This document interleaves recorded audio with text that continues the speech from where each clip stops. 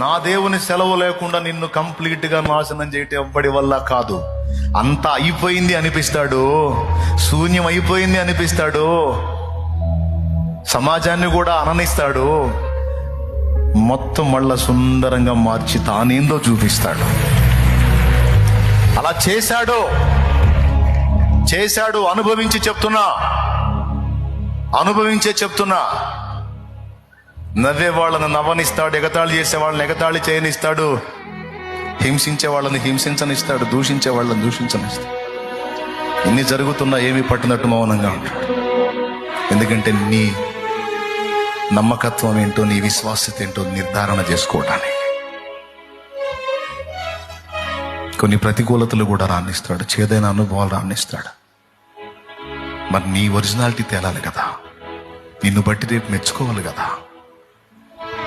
ఆయనే అడుగుతాడు, ఇన్ని శ్రమలు పెట్టాను కదా, ఇన్ని ఇబ్బందులు పెట్టాను కదా, ఇన్ని వేదనలు నీకు రానిచ్చాను కదా, నా మీద కోపం రాలేదా అని అడుగుతాడు.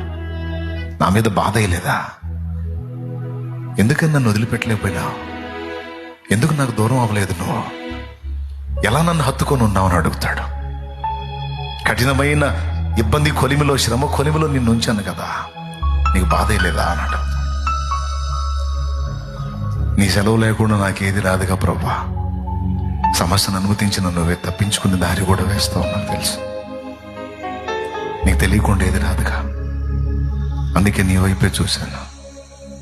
బలా నమ్మకమైన కుమారుడా, నమ్మకమైన కుమారి, దా చూసారా నా కుమారుడు, చూసారా నా కుమారి అని నా దేవుడు మెచ్చుకుంటాడు.